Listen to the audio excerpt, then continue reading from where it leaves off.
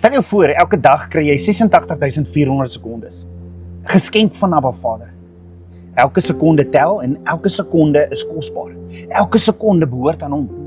Galasiërs 4 vers 4 tot 5 sê, toe die volheid van die tyd gekom het, het God sy seun gestuur om ons vry te maak en sy kinders te maak. Presies op die regte tyd het Jesus gekom, gesterf en opgestaan. As sy tyd perfek is, hoe gebruik ek en jy ons in? Voel dit soms asof jy net 20 sekondes per dag het in plaas van 86.400? Bestuur jy jou tyd soos Abba Vader dit bedoel het, of laat jy toe dat dinge jou tyd steel? Dink aan jou dag soos 'n visbak. In die visbak is daar 'n groot rots binne-in. Daar's klippies ook in, sand en water.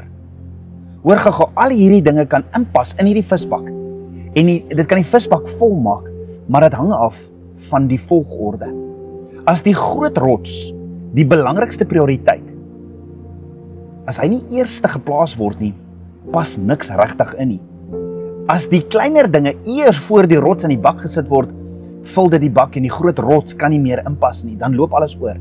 Maar as die groot rots eerste kom, pas alles anders rondom hom perfek in hierdie visbak. En so is dit met ons 86.400 sekondes per dag. Die groot rots moet die eerste prioriteit in ons lewens kry. Dit is Jesus, die rots van ons lewe. Hy sê in Matteus 6 vers 33, soek eers die koninkryk van God.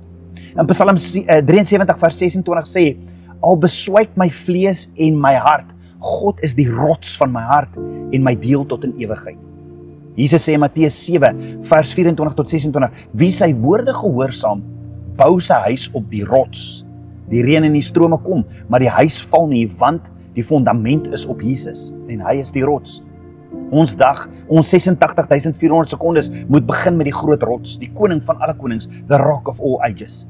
En wanneer ons hom eerste plaas, pas alles anders perfek rondom hom in ons dag.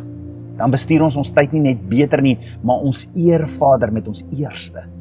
Daarom, hoekom nie vandag vir die skepper van hemel en aarde sê, Vader, U is my eerste, U is my prioriteit. Ek gee U die beste van my dag. Ek gee U elke sekonde. Mag ons ook so vertrou soos Jesaja. Jesaja 26 vers 4 sê, steun op die Here vir ewig. Hy is ons ewige rots. So ons bou nie op onsekerheid nie. Ons bou nie op mense of dinge wat kan breek nie. Ons bou op die rots wat altyd staan. Die ewige, onveranderlike, veilige rots. Elke oomblik van ons lewe kan ons op hom staat maak. So ons het nodig. Ons het nodig om vir mekaar te sê, laat elke dag begin met die rots. En alles sal reg inpas. Want elke sekonde tel. En elke sekonde behoort aan hom.